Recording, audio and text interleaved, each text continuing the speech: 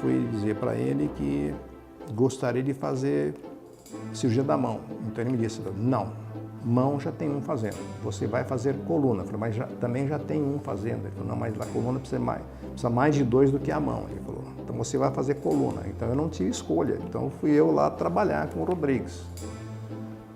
Mas para minha sorte, a pessoa que queria fazer mão, né, demitiu-se, foi embora. E aí no dia seguinte eu já fui falar com o senhor Marcondes, eu vou fazer mão. Aí ele aceitou. Existe um compromisso fundamental daqueles que aqui militam, que é o de fazer uma medicina de alto nível, uma ortopedia qualificada e também mostrar que isso é possível dentro do país como o nosso, que tem tantas, afinal de contas, contradições, mas nós aqui, eu acho que demos o exemplo de que essas contradições não devem representar uma dificuldade, mas sim um desafio a ser enfrentado e vencido.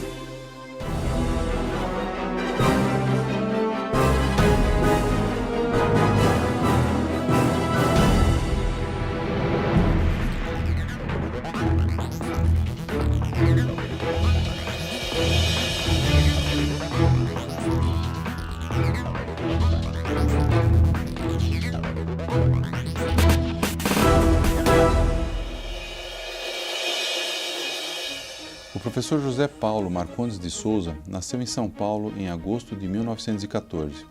Formou-se na Faculdade de Medicina da Universidade de São Paulo em 1941. Trabalhou envolvido com educação e pesquisa no pavilhão Fernandinho Simonsen e como adjunto na cadeira de Técnica Cirúrgica e Cirurgia Experimental na Faculdade de Medicina da USP. Em 1957, conquistou a livre docência em cirurgia ortopédica e cirurgia infantil pela Escola Paulista de Medicina. Em 1958, é nomeado professor catedrático, assumindo a chefia do recém-criado Departamento de Ortopedia e Traumatologia da Faculdade de Medicina de Ribeirão Preto.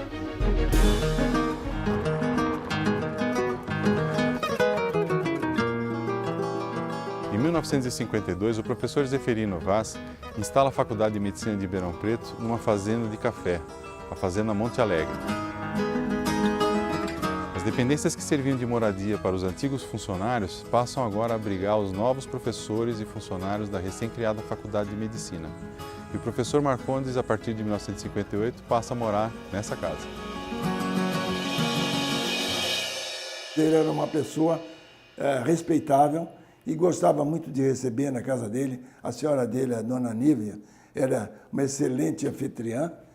Ele sabia granjear assim, simpatia. O curso de graduação na Faculdade de Medicina de Ribeirão Preto em Ortopedia e Traumatologia era inicialmente ministrado por médicos ortopedistas da cidade. Em 1958, com a chegada do professor Marcondes, esse curso passa a ser estruturado e o cenário era a Santa Casa de Ribeirão Preto. Inicialmente ele via muita dificuldade de fazer esse curso porque ele contava apenas com 3 leitos em ortopedia e um número reduzido de pacientes. E aqui ele encontrou uma estrutura ainda muito precária. A Faculdade de Medicina, na parte clínica, funcionava na Santa Casa de Ribeirão Preto, num pavilhão dos fundos, que existe até hoje, para iniciar os trabalhos. Mas logo em seguida houve a aquisição do Hospital Sinhá Junqueira, cedido em regime de comodato pela Fundação Sinhá Junqueira, para a Faculdade de Medicina instalar o primeiro Hospital das Clínicas, lá no centro da cidade, onde hoje funciona a unidade de emergência. E lá o professor Marcondes conseguiu uma sala, não muito maior do que essa que nós estamos aqui, para fazer o ambulatório e conseguiu 3 leitos do professor Ferreira Santos para iniciar as atividades já clínico-cirúrgicas. E ele trabalhava como um médico normal, atendendo pacientes, operando, etc. E por que ele veio para Ribeirão Preto para assumir esse cargo? Ele era assistente, professor assistente da Escola Paulista de Medicina, para onde ele foi levado pelo professor Domingos Define, que foi chefe, professor dele na Santa Casa de São Paulo, antes de ir para a Escola Paulista. Na verdade, o professor Defini foi o fundador do departamento de ortopedia lá na Escola Paulista de Medicina. O professor Marcondes trabalhou com ele há alguns anos. Trabalhou também na Faculdade de Medicina da USP, em atividade laboratorial de cirurgia experimental. E trabalhou com vários ortopedistas de renome na cidade, porque naquela época não havia residência formal, então ele trabalhava como estagiário, assistente desses professores e foi se desenvolvendo. Então ele era uma pessoa já estabelecida na cidade, conhecido, muito bem relacionado, deixou tudo para trás. Ele deixou o consultório, deixou toda a vida que ele tinha lá e veio para cá porque ele tinha um espírito empreendedor muito grande, muito intenso. Havia 3 pessoas no departamento, 3 professores, o professor Marcondes, Camilo Xavier e o Gottfried Keber, o professor Fernando Ferreira Machado. Quando eu comecei no departamento, ele não estava aqui, ele tinha sido afastado por questões de saúde, foi o fundador do setor de fisioterapia do HC.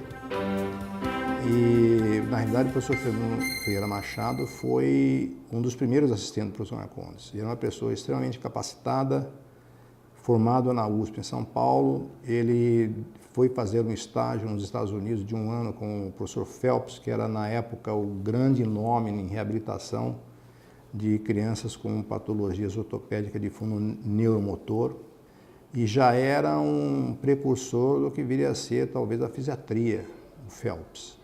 E o professor Machado ele se tornou um ortopedista com esse tipo de enfoque, né?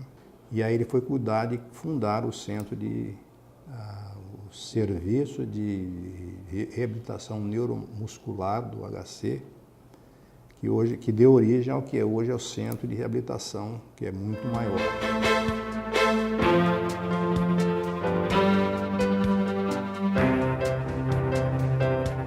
A partir das ideias iniciais, que naturalmente obrigavam o professor Marcondes de Souza a tomar a rédea das decisões, isso ele fez com muita competência, porque as dificuldades inerentes a uma instalação eram muito grandes. Talvez em virtude disso ele às vezes tomava algumas atitudes um pouco intempestivas e aí deram-lhe um apelido que na realidade veio de São Paulo junto com ele. Ele era chamado de Tijolo, porque ele distribuía tijoladas a qualquer estímulo assim um pouco mais agressivo. Quando ele se sentisse atacado, ele já revidava. Mas ele era uma pessoa cordata, curiosamente cordata. Se você conversasse com ele sobre qualquer situação que ele tivesse que resolver ou que você sugerisse para ele, ele sempre estava disposto a ouvir, ele acatava muitas vezes as nossas ideias, mas ele tinha essa faceta, ele era muito rigoroso. E ele era muito respeitado, não sei se temido também, mas ele é respeitado por causa do conhecimento que ele tinha ortopédico, era enorme, era uma coisa impressionante. Me recordo um lance que aconteceu uma vez no Hospital Antigo ainda, um final de tarde, que vieram vários colegas da pediatria, inclusive 2 professores, 2 professoras, com residentes e assistentes, e trazer o caso de uma criança que havia chegado, apresentando equimoses pelo corpo todo, apresentando fraturas diversas, uma criança muito judiada. Então me apresentaram várias radiografias, eu olhei para aquilo e não tinha a menor ideia do que fosse. E aí, para minha sorte, o professor Marcondes estava na sala dele ainda, embora fosse já quase 6 horas da tarde. Aí eu fui beber na fonte, com todo aquele séquito atrás de mim, e ele dispôs as radiografias de um negatoscópio grande que ele tinha na sala dele, assim, todas elas, olhou, se debruçou sobre as imagens e falou 2 coisas: síndrome da criança abatida e escorbuto. Escorbuto é uma doença que você ouve falar dos navegadores, na época do descobrimento, carência de vitamina C, que enfraquece o tecido colágeno, promove a formação de que enfraquece os ossos, tendões, então os ossos fraturam com facilidade, mas formam em grande escala os ossos. Eu via tudo aquilo, para mim aquilo era uma coisa assim meio extraterrestre, né? Mas ele olhou e falou essas duas coisas e deixou todo mundo estarrecido. Aí falou: o senhor tem certeza? Ele falou: dose de vitamina C na urina, ou metabólito. E não deu outra. Essa criança, ela tinha, embora fosse uma família que vivesse próximo de laranjais e pés de limão por todo canto, não dava uma gota de laranja, de suco de laranja e de limão para essa criança. A criança desenvolveu um escorbuto gravíssimo e, além do mais, a mãe espancava a criança. Então, fraturou a criança toda e essa criança viveu conosco quase 2 anos, cuidando dela diariamente. E o tratamento dela consistiu simplesmente de imobilizar as fraturas com talas gessadas e dar o suco de laranja para a menina tomar. Só isso. E a menina sobreviveu e se recuperou plenamente. Embora pairasse, no momento em que ele disse isso, a dúvida dos pediatras, quando eles foram fazer a dosagem de vitamina C na corrente sanguínea, na urina, era 0. A criança não tinha uma molécula de vitamina C circulando nela, né? E eles faziam o controle também, vendo a absorção da vitamina C, ela absorvia 100% do que ingeria, demonstrando o grau de carência. Então isso foi uma coisa que me marcou muito, foi um fim de tarde, de repente aquele caso completamente diferente, ninguém sabia o que era e ele sabia o que era. Em 1961, é inaugurado o Hospital das Clínicas no prédio onde funciona hoje a unidade de emergência. O departamento de ortopedia passa a contar com 24 leitos e o professor Marcondes tem condições de organizar o curso na parte teórica, prática e nos estágios. No ano seguinte, em 62, começa o programa de residência médica em ortopedia e traumatologia, pioneiro no interior do Brasil. Configurou, de fato, um pioneirismo dentro da época, porque colocar Ribeirão Preto no centro, como núcleo de formação de médicos e de especialistas, era um esforço muito grande. Com esse perfil severo e essa característica, o apelido de tijolo, como aconteceu do professor Marcondes ter aceito uma das primeiras residentes mulheres de ortopedia? A ortopedia sempre foi encarada, acho que mundialmente, como uma especialidade masculina, né, que precisa de força. O ortopedista é engraçado, né? Ele é visto muitas vezes como um cara assim, meio forte de temperamento e não muito delicado nas ações, né? Para não dizer umas coisas mais pesadas. Eu não diria que ele é grosseiro, mas pelo menos eu posso dizer que ele é tomado assim como um indivíduo durão e meio dado a certos rompantes. Mas isso aí eu acho que eu posso até eu pessoalmente desmentir, que no meu caso pessoal, eu acho que eu saí depois de aposentado, me tornei um literato, né? Me tornei uma pessoa devotada à cultura. Mas era de cérebro mesmo, né? Não era questão de força muscular, isso aí é besteira. E aí ele teve, não foi a primeira ortopedista do Brasil, que eu me recordo de pelo menos uma, que era mais antiga, que é a professora Estela Rosenbaum, da Universidade Federal do Rio de Janeiro, que era até idosa quando a doutora Celina Corte, que se formou aqui, era aqui da cidade, ela decidiu fazer ortopedia. Então ela foi pedir ao professor Marcondes que desse uma vaga para ela fazer ortopedia e ela foi temerosa da reação dele, que é que ele iria dizer da mulher ter a ousadia de fazer ortopedia. E ele ficou absolutamente encantado com a ideia, encantado, ele aceitou na hora e foi muito receptivo e ele sempre protegeu a Celina, durante toda a residência. E hoje ela é ortopedista de renome lá em Fortaleza, onde está lá com o marido, que para lá voltou, né?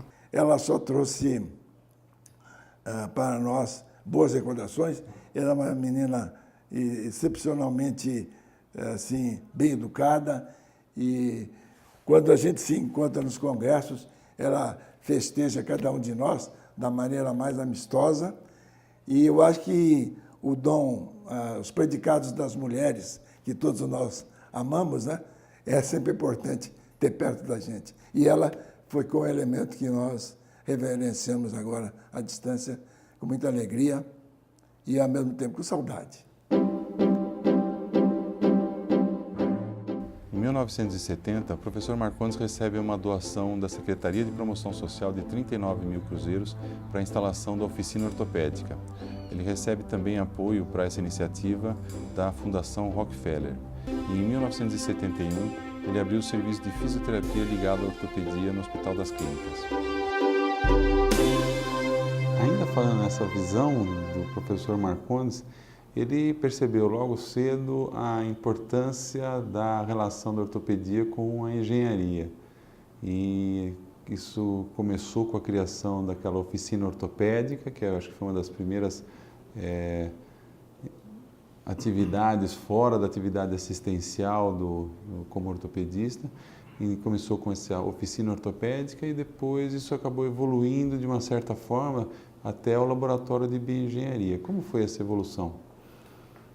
Na realidade, o professor Marcondes já tinha essa questão da oficina ortopédica, era uma ambição que ele tinha, que ele sempre falava, precisa ter uma oficina ortopédica, o hospital precisa ter. Mas na época não havia aquela política pública de hospital público fornecer os equipamentos, as peças para os pacientes. Então você fazia uma amputação, por exemplo, e devolvia o paciente para a vida dele, ele que se virasse para conseguir uma prótese. Então, era assim que funcionava. E ele, quando veio de São Paulo para cá, ele tinha uma atuação na AACD, Associação de Amparo à Criança Defeituosa. Ele conseguiu doação de pessoas da cidade que doaram tornos, serras, ferramentas e tal. Ele foi montando a oficina ortopédica, mas faltava uma pessoa para ser o técnico ortopédico. Isso é uma profissão. E ele conseguiu uma pessoa que já tinha alguma atividade nessa área, na cidade, que se dispôs a se tornar funcionária da USP, só que a USP não pagava para ele ir fazer o curso em São Paulo, de 6 meses na ACD. E que foi que ele fez?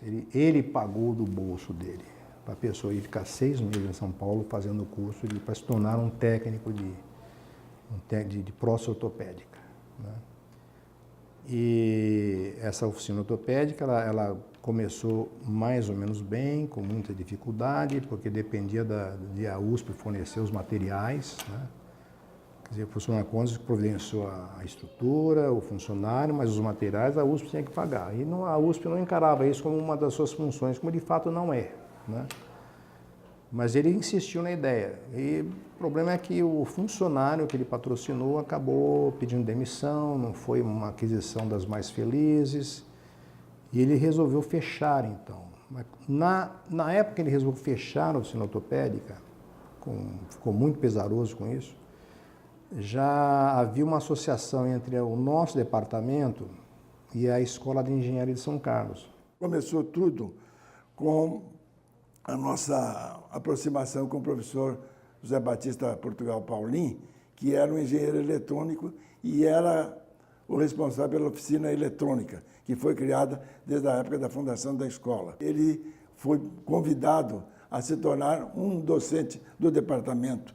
Ao longo do tempo, então, se estreitaram essas relações científicas e técnicas, e com isso foi possível estabelecer com a Escola de Engenharia de São Carlos, que nós já tínhamos acionado quando na época da feitura do exame de residentes. Nós fizemos, então, esse curso de bioengenharia se estabelecer aqui na faculdade. E o laboratório foi criado para instalar toda essa nova área de pesquisa. Então, até nisso, ele foi uma pessoa muito atuante. Ele enxergou que uma das linhas de pesquisa, de atuação da ortopedia, carecia da interferência, do auxílio de engenheiros. Hoje, na nossa especialidade, um dos aspectos mais estudados é da biomecânica, né? O corpo humano é basicamente um aparelho mecânico, né? Com alavancas, etc. e tal, rolamentos e por aí vai. Então, precisava que houvesse uma interpretação de alguém que entendesse disso, de mecânica, de engenharia mecânica, de engenharia eletrônica, até de engenharia civil, né? Com seu espírito pioneiro e inovador, o professor Marcondes incorporou bem a ideia de interiorização do ensino médico no Brasil. Em 1962, ele realizou a primeira jornada do interior do estado de São Paulo. Em 1965, como presidente da Sociedade Brasileira de Ortopedia e Traumatologia, realizou o primeiro congresso brasileiro aqui em Ribeirão Preto. Na época, a cidade não comportava tanta gente, não havia hotel para hospedar os estrangeiros, ele trouxe vários estrangeiros, então ele conseguiu que as pessoas mais ricas da cidade, cada uma das famílias albergasse um dos professores visitantes que vieram para o congresso.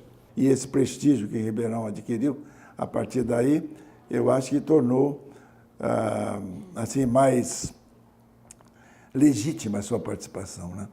Porque sempre foi essa uma preocupação nossa de dar à sociedade um pouco de retorno daquilo que nós recebemos dela. Graças ao prestígio do professor Marcondes, foi possível trazer vários professores do Brasil, dos Estados Unidos e da Europa para visitas e palestras na Faculdade de Medicina de Ribeirão Preto, incluindo a cidade no circuito dos grandes eventos ortopédicos. Todos os anos ele trazia um professor do exterior para ficar aqui. E vinha assim para uma estadia de 1 a 3 meses, mais ou menos, e isso foi que ajudou a formar um centro de excelência aqui no interior de São Paulo. Para vocês terem uma ideia, Campinas não tinha isso ainda. Era uma cidade talvez mais rica que Ribeirão Preto na época, mas não tinha um centro desse porte, não formava ninguém. Nenhuma cidade saindo de São Paulo tinha um centro médico ortopédico de renome, com pessoas de grande renome e que tivesse um serviço para treinamento de outros médicos, que era a grande ideia dele, que foi a ambição dele de criar um serviço para treinamento de médicos residentes, o que ele de fato efetivou. Em 1972, o professor Marcondes, liderando um grupo de docentes motivado e de grande capacidade científica, criou um programa de pós-graduação em ortopedia e traumatologia que foi o primeiro do Brasil, espalhando doutores e mestres em todo o território nacional.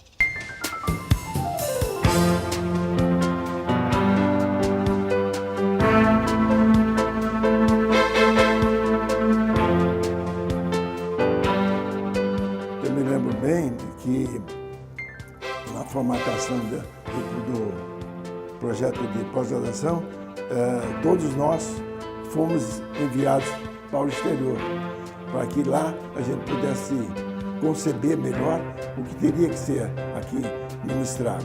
Então aí foi introduzido algumas itens que não existiam na época. Por exemplo, a biomecânica, que sempre foi para nós um ponto de importância desde aquela época, não é? Além de outros, vamos dizer assim, vieses que a gente teria que fazer para obter uma boa formação daqueles que se candidataram a esse título de ou de mestrado ou de doutorado dentro da linha da ortopedia. E foi um dos pioneiros do Brasil, né? Agora, o que é que ele fazia? Ele estimulava você a fazer o que você queria fazer. Então, você quer fazer mão? Então você vai fazer um estágio em tal lugar no exterior. Isso ele fazia com todos, era obrigatório. Não era uma questão de... Aí aparecia também a marca dele. Não era que você queria fazer. Ele falava, você tem que arrumar um estágio no exterior. E ele ajudava a fazer isso, como aconteceu comigo, né? Depois ele visitou, todo ano ele viajava para algum centro da Europa ou dos Estados Unidos, e lá ele permanecia 1 a 2 meses, né, e voltava trazendo sempre novidades. O professor Marcondes teve uma participação importante também na criação da Sociedade Brasileira de Ortopedia, que depois também foi acompanhada pelo senhor. Como foi essa criação da Sociedade Brasileira de Ortopedia e a participação do professor Marcondes no início? Acho que foi uma participação muito ativa, né, do professor Marcondes, porque nos primórdios não existia sociedade, né? Ela foi criada, na realidade, já agora no meu período de presidente da sociedade, em 1965, e hoje a gente sabe que a sociedade é uma das mais respeitadas e é reconhecida tanto nacional como internacionalmente. Então, o professor Marcondes de Souza, como um dos fundadores da sociedade também aí, da qual ele foi até vice-presidente, ele participou. E eu acho que também houve uma influência grande do professor Marcondes no sentido de fazer com que nós, os mais novos na época, fôssemos engajados no mesmo processo de estar ligados e respeitar e trabalhar por ela, como aconteceu comigo, que me tornei presidente desde 65 até 67. Né? Ele tinha uma enorme satisfação em que você fosse lá pedir a opinião dele. Né? Às vezes ele não estava no momento, no ambulatório, você subia até a sala dele, mostrava um caso para ele, ele adorava isso aí. Ele não podia ser a hora que fosse. Se você chamasse ele à noite em casa, professor, tem um caso aqui difícil, só assim. Ele ia lá ver, na época que não havia plantão docente ainda, ele ia lá ver. E assim como todos os outros também. O Keble era um que, se você chamasse para ele operar a noite inteira, ele ficava a noite inteira operando. Então, eu acho que foram pessoas com um espírito já predestinado para esse tipo de situação, né, que vieram aqui e fizeram o que fizeram. Então, todo mundo pode ver aí. E eu, como remanescente do grupo antigo, vamos dizer assim, me sinto muito orgulhoso disso e feliz, porque eu acho que a gente adquiriu, ao longo do tempo, uma conotação científica, uma conotação pessoal, uma conotação de sermos capazes de divulgar, e de mostrar e, afinal, de ensinar, que é a nossa grande missão, não é mesmo? Ensinar é uma missão que a gente adotou, assumiu e não vai abandonar. Esse é o caminho. A parte mais importante da influência do professor Marcondes no departamento hoje, você acha? A resposta é muito simples, em tudo, né? Eu acho que ele implantou não só uma especialidade médica aqui, como também uma filosofia de trabalho. Não é à toa que até hoje são feitas referências a ele. Então é uma história de sucesso, de grandes realizações, que eu imagino que o professor Marcondes não tinha ideia do que a coisa viria a se tornar como é hoje, mas ele foi o que plantou a semente, foi ele que veio, meio até timidamente na época, e deu origem ao que está aqui hoje. Me fala a memória já há 30 anos, já faleceu há quase tanto, ele aposentou e faleceu 2, 3 anos depois. E até hoje se fala nele, como ele era, o que ele fazia, né? Então eu acredito que o que ele deixou mesmo foi uma marca filosófica, de modo de trabalho, de como encarar a especialidade, né? E isso particularmente na minha geração, foi que já pegou ele por um bom tempo aqui ainda, né? E o próprio professor Camilo é uma pessoa que trata muito a marca do professor Marcondes, né? Que trabalhou mais de perto ainda. O professor Camilo foi um dos que ajudaram a fundar o departamento, né? Uma escola médica, uma escola de profissionais da medicina, ela tem que ter uma relação fundamental com o espírito, com a filosofia com que ela foi implantada. E essa filosofia que foi implantada em Ribeirão Preto, ela é extremamente assim, lógica e também inovadora. Isso foi muito importante para que essa criação desse certo como deu. E nós conseguimos edificar, nós conseguimos reger e nós estamos conseguindo legar todo esse patrimônio, toda essa tradição para aqueles que vão nos suceder, que estão nos sucedendo já.